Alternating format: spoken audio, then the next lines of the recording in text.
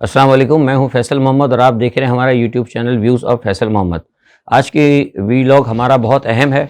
मेरी आपसे दरख्वास्त है कि इसको आप आखिर वक्त तक देखिएगा और अपने दोस्तों के साथ शेयर करें और हमारे चैनल को सब्सक्राइब ज़रूर करें ताकि आप लोगों को वो तमाम अहम रिपोर्ट्स और तज्ज़िये आपको मिलते रहें जो कि हम अपनी बहुत ही तहक़ीक़ के बाद आपके सामने पेश करते हैं। तो सबसे पहले ये बात मैं आपको बता दूं कि हमने कल भी कहा था अपने वीलॉग में और डे बिफोर यस्टरडे भी कहा था कि खान साहब जो हैं कहीं नहीं जा रहे।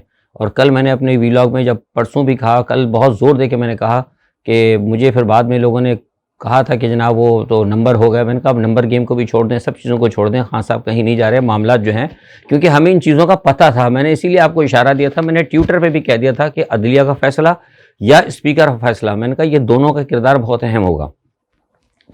तो अल्हम्दुलिल्लाह आपने देखा आज स्पीकर ने वही किया। अब चलते हैं आज जो मामलात हुए हैं उसकी क्या पोजीशन है। देखिए उसकी पोजीशन ये है कि कुछ लोग, अच्छा एक बात तो मेरी समझ में नहीं आ रही कि पहले तो मैं एक लोगों का रद्द-ए-अमल दे दूँ। कुछ मैंने लोगों को देखा वो कह रहे हैं कि जनाब वो इमरान खान को एक ग्रेसफुल जो है एटीट्यूड रखना चाहिए था और उनको चाहिए था वो इसको बर्दाश्त करते। भाई मेरी समझ से बाहर है कि आप किस किस्म की ग्रेसफुल एटीट्यूड की बात करते हैं। उन लोगों के साथ ग्रेसफुल रहा जाए जो कि पाकिस्तान की और रियासत की सॉवरेनिटी के साथ और सालमियत के साथ खेल रहे हैं। अगर इस किस्म का कोई अगर वो देता है मतलब सबक कि इमरान खान को यहाँ ग्रेसफुल रहना चाहिए, तो मैं समझता हूँ कि फिर उस शख्स की भी लॉयल्टी को चेक करना पड़ेगा। तो एक बात तो ये हो गई। दूसरी आप आ जाइए वोट ऑफ नो कॉन्फिडेंस जो आर्टिकल 5 के हो रहा हूँ। मैं समझता हूँ, जो मैं ज़ाहिर है कोई कॉन्स्टिट्यूशनल एक्सपर्ट तो नहीं हूँ, लेकिन जहाँ तक मैं कानून को समझता हूँ, मैं समझता हूँ कि फैसला बिल्कुल दुरुस्त है। क्योंकि आर्टिकल 5 जो है कॉन्स्टिट्यूशन का, वो ये कहता है कि आपकी लॉयल्टी जो है ना वो मशकूक नहीं होनी चाहिए। लॉयल्टी मशकूक होने का मैं आपको ज़रा उर्दू में, सलीस उर्दू में समझा दूँ। लॉयल्टी से मतलब है कि आपकी वफादारियाँ, यानी कोई शख्स अगर है रियासत के अंदर, अगर उसकी वफादारी रियासत के साथ नहीं है तो फिर वो शख्स जो है, इसका मतलब दूसरे सलीस अल्फाज में वो गद्दार है, मतलब रियासत के ख़िलाफ़ है। तो उन्होंने जो बात कही बिल्कुल मैं समझता हूँ कि वो बिल्कुल दुरुस्त है। क्योंकि जब नेशनल सिक्योरिटी काउंसिल ने यह कह दिया, हुकूमत की तरफ से तस्दीक हो गई, वजारत ख़ारजा की तरफ से तस्दीक हो गई कि ये जो मूव लाई गई, और हर चीज़ कन्फर्म हो गई है कि ये जो मूव लाई गई, मतलब टाइमिंग भी पता लग गई, हर चीज़ पता लग गई कि जो मूव लाई गई है ये उन लोगों की उस पर लाई गई है जो कि रियासत के मफादात के ताबे नहीं है और ना ही रियासत के साथ वफादार हैं। तो इसको बुनियाद बनाकर उन्होंने आर्टिकल 5 के तहत मैं समझता हूँ कि कार्रवाई मुअत्तल करके बिल्कुल दुरुस्त किया। अब मसला ये है कि कुछ लोग वो तावील पेश कर रहे हैं। भाई सारे मामला जो है ना, हमारे यहाँ जो प्रॉब्लम जो आती है ना पाकिस्तान में, वो आपको मैं इसलिए बता रहा हूँ कि आपने अक्सर देखा होगा कि हमारे यहाँ हर चीज़ पसंद और नापसंद पे चलती है।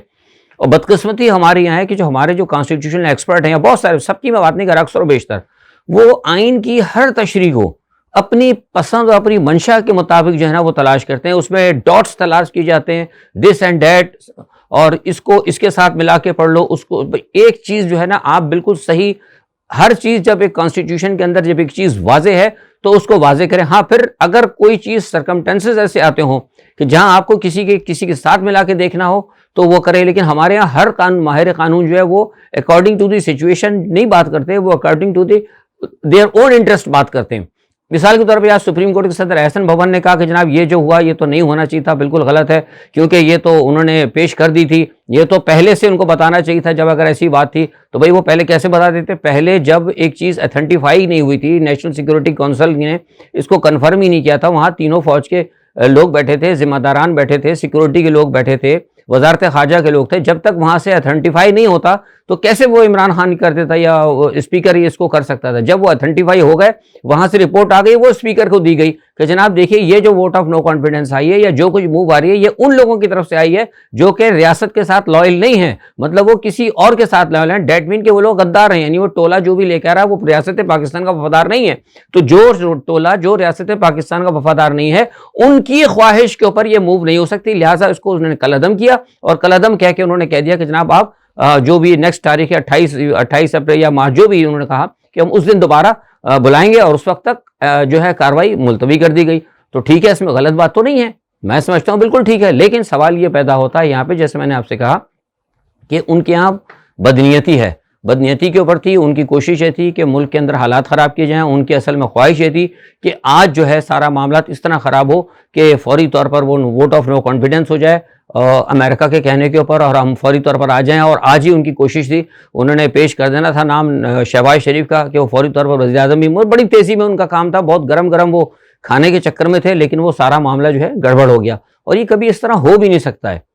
तो एक चीज़ तो ये हो गई। अच्छा, दूसरी एक बात ये कि ये है अपना, कहा जा रहा है कि जनाब वो अदालत ने अब नोटिस ले लिया है, तो अदालत जो है इस फैसले को मनसूख करेगी। देखिए, एक बात मैं आपको बता दूं, मैंने सुबह भी कहा था, और अब तो शाम तक आ जाएगा अदालत का फैसला, पता नहीं, मैं तो अभी इस वक्त वीलॉग डाल रहा हूँ। मुझे नहीं लगता कि अदालत इस फैसले को मनसूख करेगी, पहली बात। और ये भी कहा जा रहा है कि आज, अच्छा, और ये बात इसमें बहुत ज़रूर है कि अगर अदालत ने आज ही फैसला लिया तो बेहतर होगा, वरना आज 12 बजे के बाद तो वैसे भी जो इन्होंने जो मूव की हुई थी वो उसका टाइम ख़त्म हो जाता है।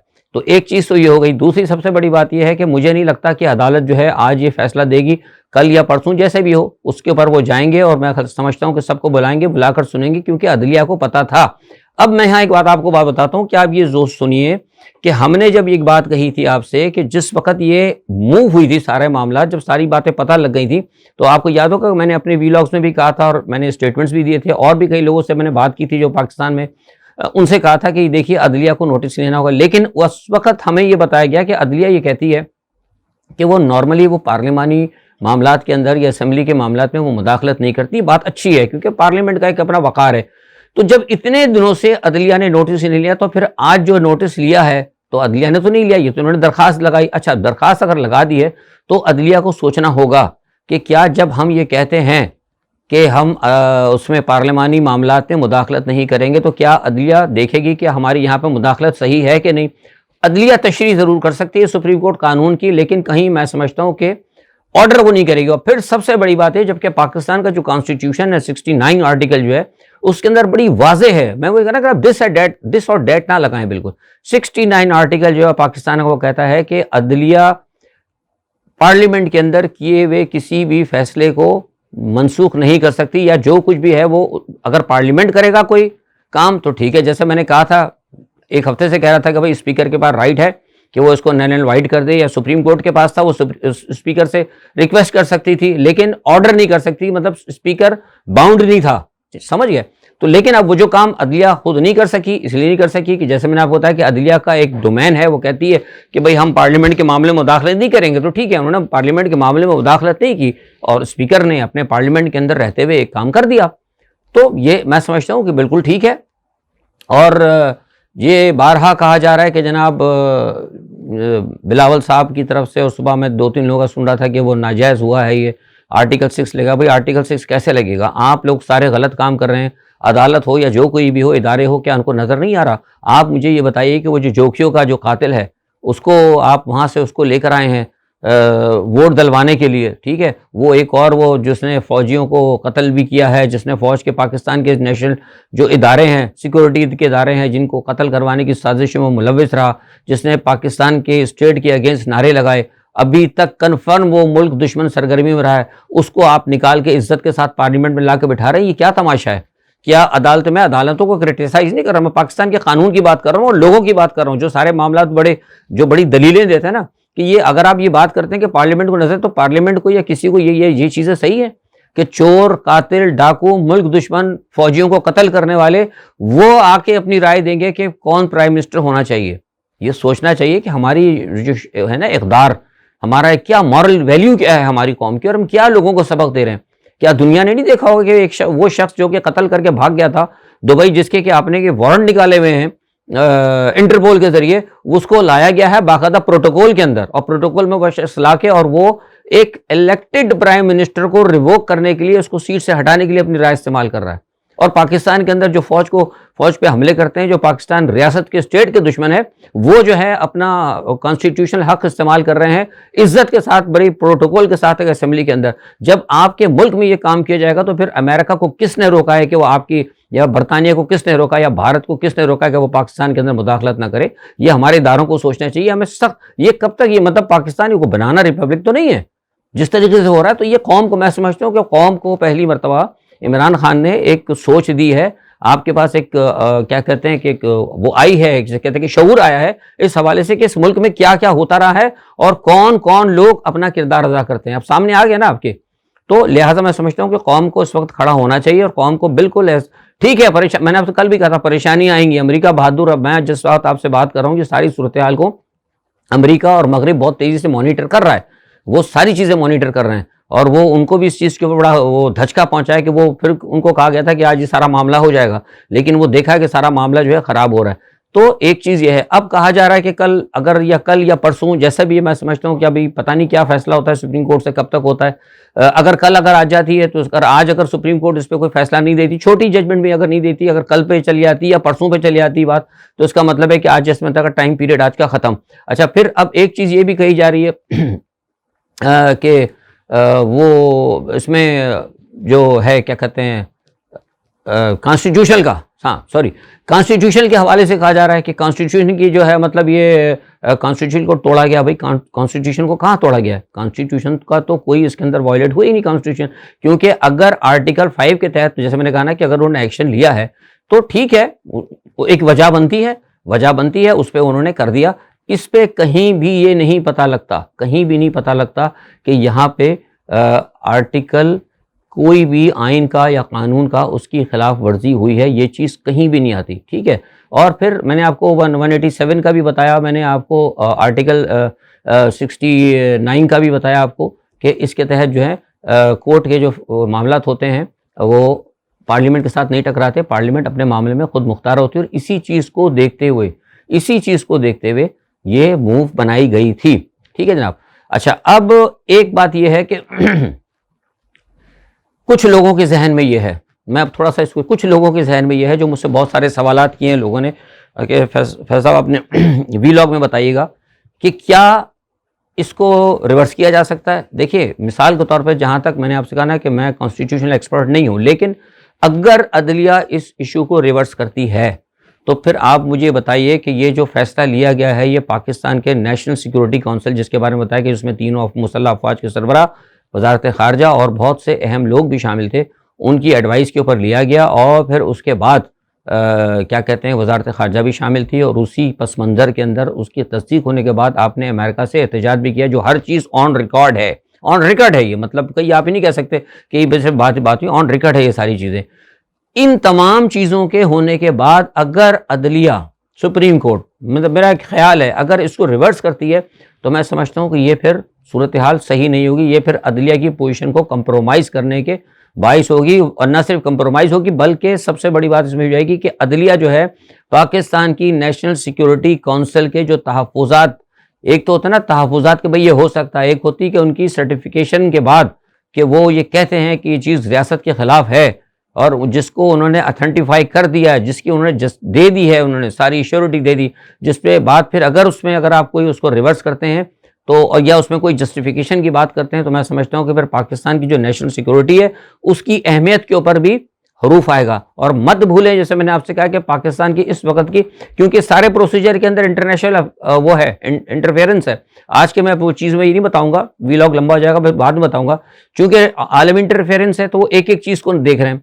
अगर खुदा ना खास्ता ये रिवर्स करते हैं तो जैसे मैंने आपसे कहा कि जो नेशनल सिक्योरिटी काउंसिल है वो और आपके तमाम अहम जो इदारे हैं वो डिवैल्यू हो जाएंगे। और नेक्स्ट टाइम अगर कहीं से कोई पाकिस्तान के अंदर इंटरफेरेंस होती है, भारत करता है, जैसे ऑलरेडी या प्रॉक्सीज हो रही है या कुछ हो रही है, तो कहीं भी हम अगर कोई तहकीक करते हैं, हमारी नेशनल सिक्योरिटी काउंसिल अगर कोई रिपोर्ट देती है तो बाहर से जनाब उसको रिजेक्ट कर दिया जाएगा कि जनाब आपकी तो रिपोर्ट को, आपकी तो चीज़ को आपकी मुल्क की अदलिया जो है वो एक्सेप्ट नहीं करती है। ये चीज़ें ख्याल रखा करें। बाहर बहुत से लोग जो पाकिस्तान के अंदर अपना इंटरेस्ट रखे बैठे हैं, और इस्लामाबाद में जो बैठे हैं, जो बाहर के जिनको पैसा मिला, वो एक एक चीज़ बना रहे हैं, एक एक चीज़ की रिपोर्ट। तो हमें सिर्फ इसको नहीं देखना होगा, बहुत आसान नहीं है कि बस ये हो गया, बस ठीक है जी, 84(3) के तहत नोटिस ले लिया कोर्ट ने, अच्छी बात है। आर्टिकल गालिबन 84(3) मुझे अब याद नहीं है, पाकिस्तान का कॉन्स्टिट्यूशन पढ़ते हैं तो ज़ाहिर है उम्र का तकाजा याद तो नहीं रहता, लेकिन जहाँ तक मैं समझता हूँ शायद 84(3) के तहत इन्होंने लिया, तो ठीक है, अच्छा ले लिया आपने, लेकिन आपने, मैं समझता हूँ कि मेरी क्या एडवाइस है कि ये इसको रिवर्स नहीं होना चाहिए। और बहरहाल ठीक है, अदलिया जो है मतलब क्या कहते हैं खुद मुख्तार है। अब देखना ये है कि 1-2 दिन के अंदर कब फैसला होता है, कब अदलिया क्या करती है, क्योंकि मुझे तो पता लगा था कि बेंच अदलिया बना रही है, और मैंने आपको ये भी खबर दी थी कि इन कोशिश ये भी की जा रही थी अपोजिशन की तरफ से कि जस्टिस फाइज ईसा को उसमें डाल दिया जाए। पता नहीं, मुझे नहीं पता कि उसमें डाला गया है कि नहीं डाला गया है, बेंच कब तक बनती है, क्या मामला था, लेकिन जो चीज़ें अभी तक मेरे पास दोपहर तक यानी पाकिस्तान के वक्त के मुताबिक जो चीज़ें मुझे पता लगी हैं वो मैंने आपको बता दी हैं। तो देखिए क्या होता है, कल पता लगेगा। दूसरा एक बात ये भी है कि मैंने आपको याद है 3 दिन पहले मैंने आपसे कहा था चौधरी सरवर के हवाले से कि चौधरी सरवर जाके पंजाब में मिले हैं। तो मैंने कल खुल के इसलिए बात नहीं की थी कि फिर वो ज़रा मामला ख़राब होता। मैंने कहा था कि चौधरी सरवर की, अब याद है कि 3 दिन पहले की मेरी जो वीडियो उसमें मैंने कहा था कि चौधरी सरवर भी जाके नवाज शरीफ के साथ मिल गया, तो चौधरी सरवर का भी मामला जो है ना तकरीबन मशकूक हो गया था। आज आपको बता दूं कि चौधरी सरवर साहब की भी ख्वाहिश थी कि गवर्नरशिप के बाद वो भी चाहते थे कि मुझे वज़ीर आला, लेकिन हम चूँकि पैसे मैंने कहा ना कि वो हम फवाद चौधरी वाला काम नहीं करना चाहते कि दराड़ें डाल दें, तो वो किसी ज़माने में ये ख्वाहिश कर रहे थे कि मुझे पंजाब का, मुझे भी वज़ारत आला मुझे मिल जाए। तो इस चक्कर के अंदर, ये ओहदों के चक्कर में बहुत सारे लोग जो है ना इमरान खान से नाराज़ है। लेकिन अब हमारा ये काम नहीं है कि लोगों के अंदर की बातें खोलते रहें। बहरहाल देखिए क्या होता है। और आज के लिए इतना ही। आज का सारा मैंने अपना टाइम पाकिस्तान के ऊपर दिया और एग्जैक्टली मैं कोशिश होगी कि अल्लाह ताला बेहतरी करे। लेकिन मैंने जैसे आपसे कहा कि हमें इस बात का बड़ा वो है कि पाकिस्तान के अक्सर कानूनदान और बड़े बड़े कानूनदान जो है पाकिस्तान की आइन की तशरीह जो अपने मफादात के तहत करते हैं, ये चीज़ बहुत ख़राब है। इससे एक तो देखिए, एक तो हमारा 1973 का जो पाकिस्तान का कॉन्स्टिट्यूशन है ना, उसका तो मुझे समझ भी नहीं आता। उसमें इतनी इन्होंने तरमीमें कर दी, इतनी तरमीमें कर दी कि उसका तो हुलिया बिगड़ चुका है। अच्छा, उस तरमीमों के बावजूद फिर उसके अंदर क्या किया जाता है कि फिर वो जो छोटी बहुत अगर कोई चीज़ निकलती तो उसकी फिर वो ये लोग अपनी तवा से तशरीह करते हैं। तो बहरहाल ये एक सारी चीज़ है, आप देखें क्या होता है। और आर्टिकल 6 मैं नहीं समझता कि इनको लगना चाहिए हुकूमत के ऊपर। जो लोग कह रहे हैं कि इमरान खान, क्योंकि इनका तो बेसिकली प्लान यही था ना कि इमरान खान को पकड़ना चाहते थे। तो आखिर में ये बात कह दूँ, बहुत सारे लोग कह रहे थे कि वो फैसल साहब, वो इमरान खान ने जो कहा था कि एक बॉल में 3 विकेट गिरा देंगे, तो मेरे ख्याल से वो इमरान खान ने काम कर दिया। वो इसलिए कर गया कि पहली विकेट तो गिरी ना मुस्लिम लीग नवाज़ की, क्योंकि मुस्लिम लीग नवाज़ ये चाहती थी कि आज ये फैसला हो जाता और कुछ दिन के लिए पार्लियामेंट थोड़ी बहुत चलती, और चलने के बाद उनके 3-4 वो थे कानून जो उन्होंने पास करवाने थे, खासतौर पर नैब के हवाले से और 2-3 हवाले से, वो हो जाता। तीसरा जो था जरदारी साहब का था, वो चाहते थे कि पार्लियामेंट कंटिन्यू करे और उनके भी कुछ मामला थे वो हों। और तीसरा जो विकेट थी वो उनकी थी, क्या कहते हैं, मौलाना फजल रहमान साहब की। वो चाहते हैं कि थोड़ी देर के लिए असम्बलियाँ चल जाएं, साल सवा साल जो बाकी बचा, ताकि मैं सदर बन जाऊं और मेरे पास मेरे कार्ड के ऊपर एक एक्स प्रेसिडेंट पाकिस्तान का जो कहता है ना कि वो लग जाए, मेरी भी एक तस्वीर हमेशा के लिए लगी रहे कि ये भी पाकिस्तान में सदर है। तो वो तीनों की जो उम्मीदों पर पानी फिर गया। तो मैं समझता हूँ कि इमरान खान की बॉल बड़ी अच्छी थी, लेकिन कुछ लोग उसको नो बॉल करार दे रहे हैं और कह रहे हैं कि इमरान खान का पैर जो है ना लाइन से बाहर निकल गया था।